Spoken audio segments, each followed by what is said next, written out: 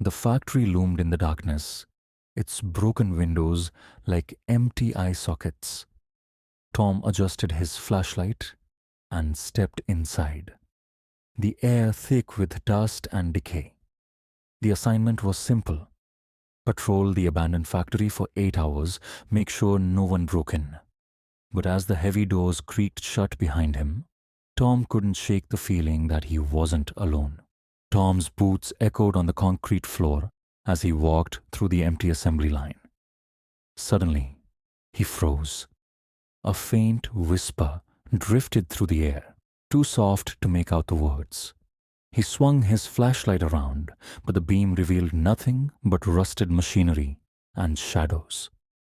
"Hello," he called out, his voice trembling. The whisper stopped, but the silence that followed felt heavier, more oppressive. Tom continued his patrol, trying to shake off the unease.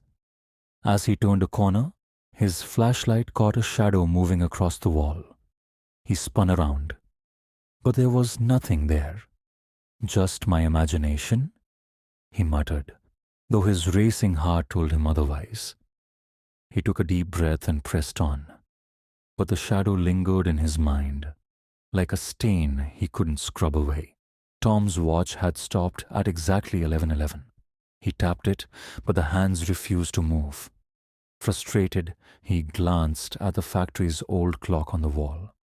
It was stuck at the same time. "Weird," he muttered, pulling out his phone to check the time. The screen was blank, the battery dead. A chill ran down his spine as he realized he had no way to tell how long he'd been inside. Tom was halfway through his patrol when he heard it, the unmistakable sound of footsteps behind him. He turned, his flashlight slicing through the darkness. "Who's there?" he demanded, his voice echoing through the empty factory. The footsteps stopped, but the air felt charged, like the calm before a storm. Tom's grip tightened on the flashlight as he took a cautious step forward. Tom found himself in the old locker room, the air thick with the smell of mildew and rust. The lockers were all closed, their doors dented and scratched. As he walked past, one of the lockers creaked open on its own. Tom froze, his flashlight trembling in his hand. Inside the locker was a pair of work boots, covered in dust but still tied, as if someone had just stepped out of them. Tom was about to leave the locker room when he heard it. A voice, faint but clear. "Help me," it whispered. He spun around, his flashlight darting across the room. "Where are you?" he called out, his voice cracking. The only response was the sound of his own breathing, ragged and uneven. He backed out of the room, his heart pounding in his chest. Tom returned to the assembly line, trying to steady his nerves. As he passed a row of dormant machines, one of them suddenly whirred to life. The conveyor belt jerked forward, sending a rusty wrench clattering to the ground. Tom jumped back, his flashlight flickering. "What the hell?" he muttered, staring at the machine as it groaned to a stop.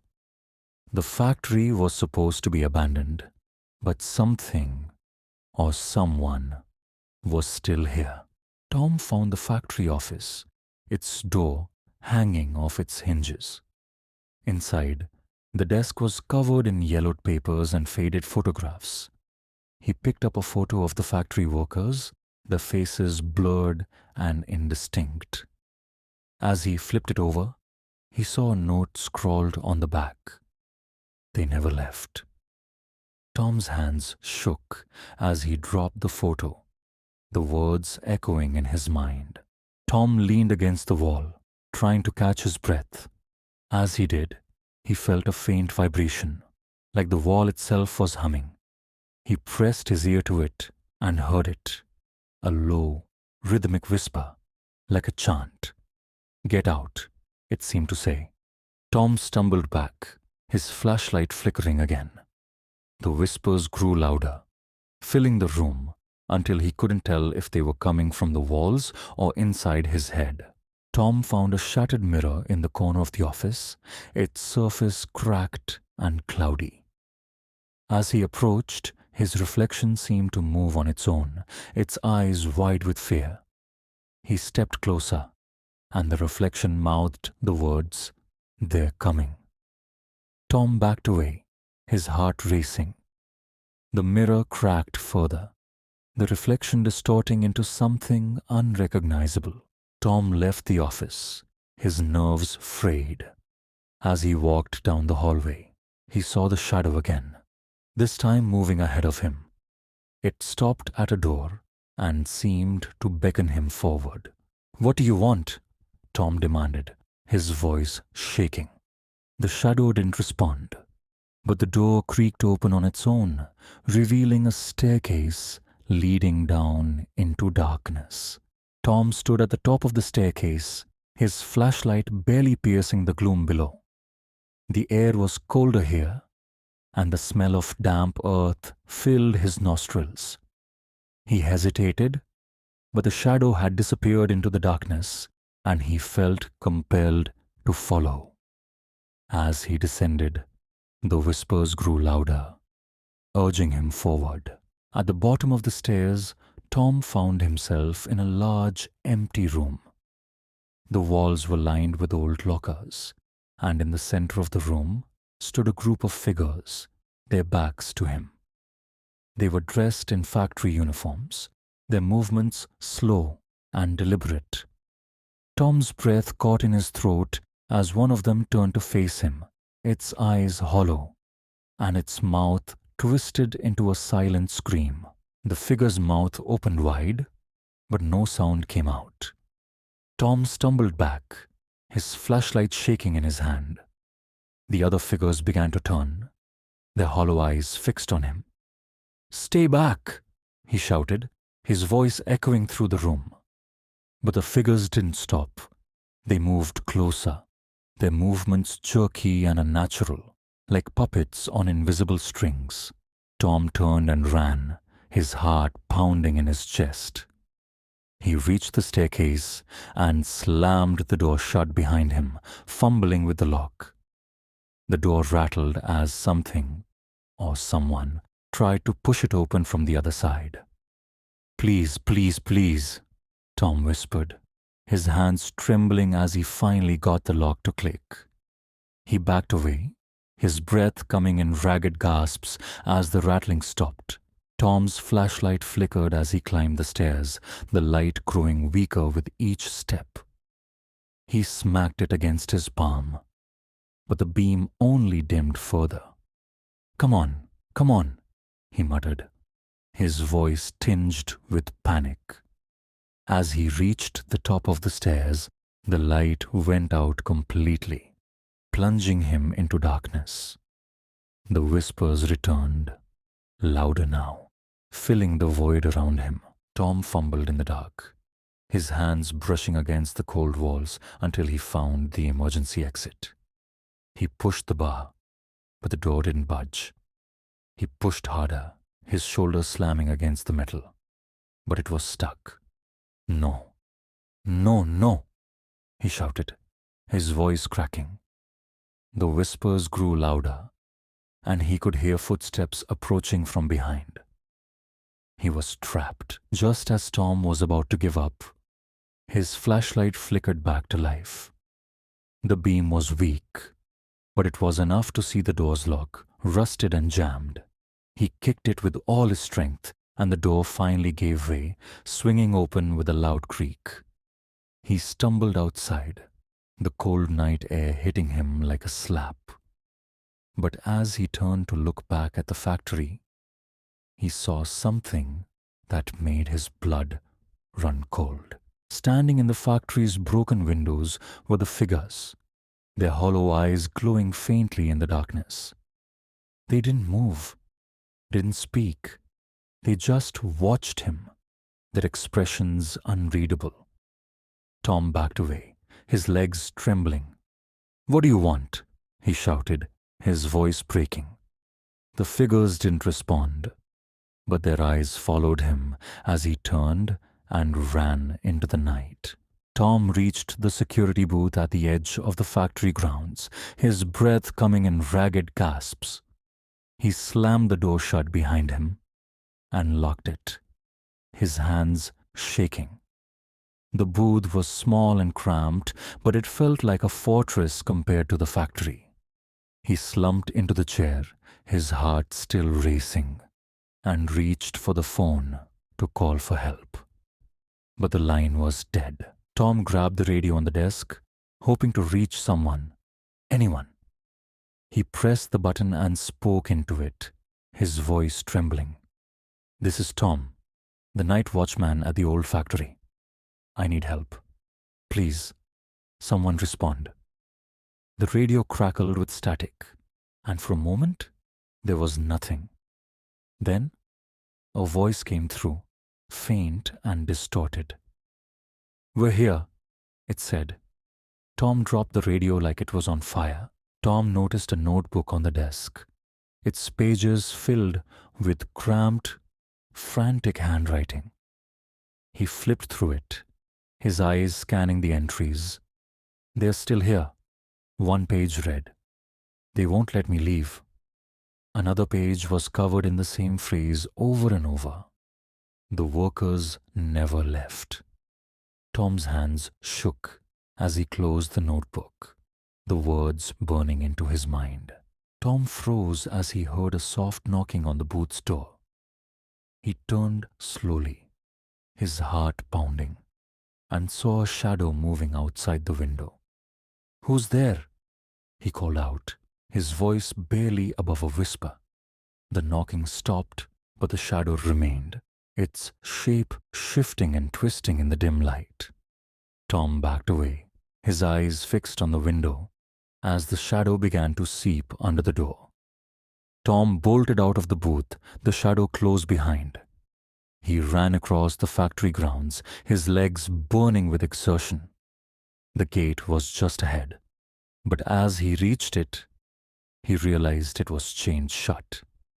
He grabbed the chain, his hands slipping on the cold metal, and pulled with all his strength.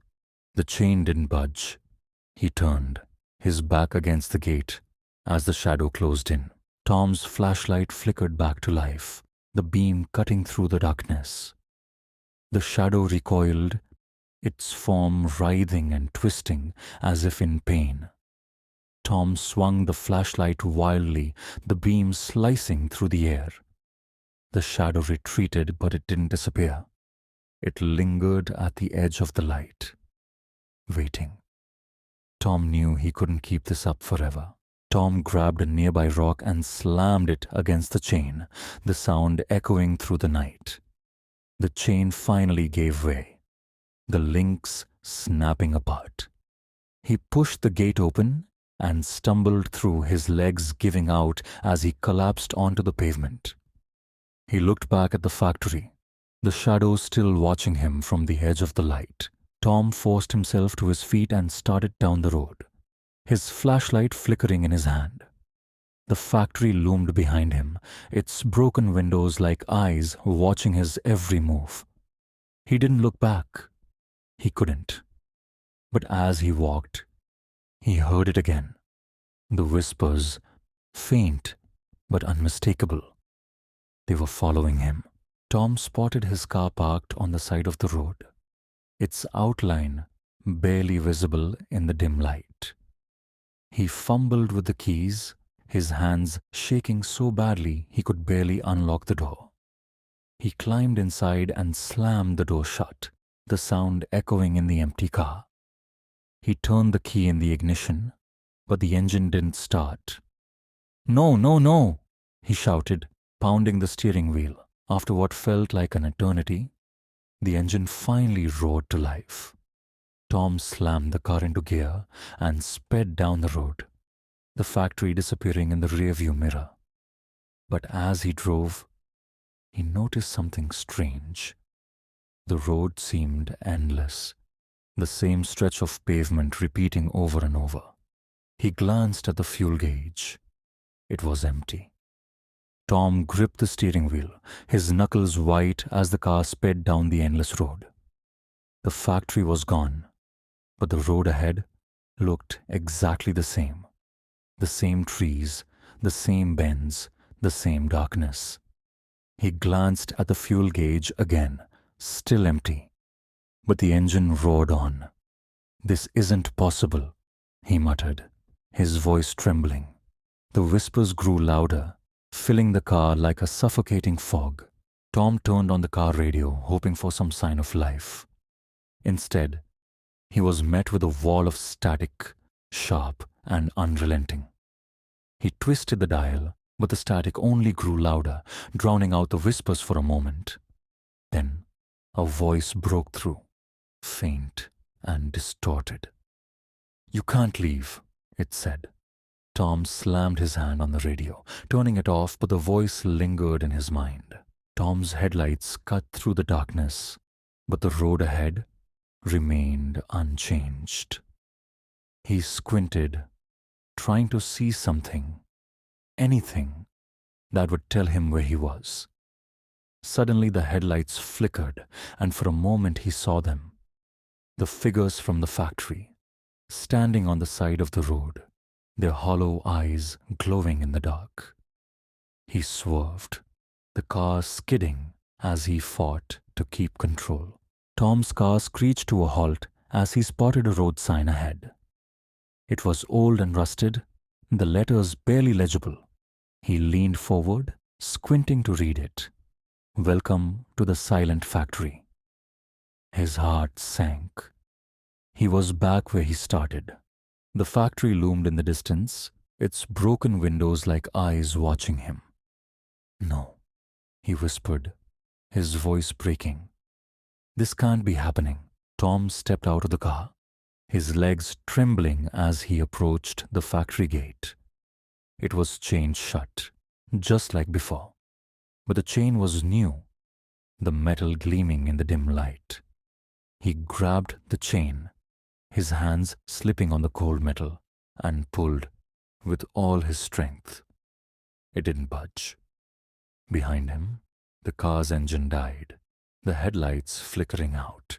Tom turned, his flashlight flickering as the shadow emerged from the darkness. It was larger now, its form shifting and twisting like smoke. "What do you want from me?" he shouted, his voice echoing through the night. The shadow didn't respond, but it moved closer, its presence suffocating. Tom backed away, his back hitting the gate.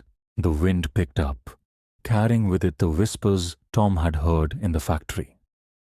They swirled around him, their voices overlapping, their words indistinct but filled with malice. "Leave me alone," he screamed, covering his ears. But the whispers grew louder, drowning out his voice, filling his mind until he couldn't think. Tom's flashlight flickered one last time before going out completely, plunging him into darkness. He smacked it against his palm, but it was dead. The whispers grew louder, their voices closing in. He could feel them now, their presence pressing against him like a physical force. He dropped the flashlight and ran, his hands outstretched in the dark. Tom stumbled through the darkness, his hands brushing against the cold walls of the factory. He found the doors, their heavy metal frames looming in the dark. As he reached for the handle, the doors creaked open on their own, revealing the empty assembly line inside. The whispers grew louder, urging him forward. He hesitated, but the shadow was close behind. Tom stepped inside the factory, the doors slamming shut behind him. The assembly line groaned to life, the conveyor belt jerking forward as the machines began to move. He backed away, his heart pounding, as the machines worked on nothing, their movements slow and deliberate. "What is this?" he whispered, his voice trembling. The figures from the basement appeared, their hollow eyes fixed on Tom as they took their places on the assembly line. They moved in unison, their movements jerky and unnatural, like puppets on invisible strings. Tom backed away, his flashlight still dead in his hand. "Stay back!" he shouted. But the figures didn't stop. Tom ran to the locker room, slamming the door shut behind him. The lockers were all open now, their doors hanging off their hinges. Inside each one was a pair of work boots covered in dust, but still tied, as if someone had just stepped out of them. "This isn't real," Tom muttered, his voice breaking. But the whispers told him otherwise. Tom found the shattered mirror again, its surface cracked and cloudy. His reflection stared back at him, its eyes wide with fear. "You can't leave," it mouthed, its voice echoing in Tom's mind. He backed away, his hands trembling.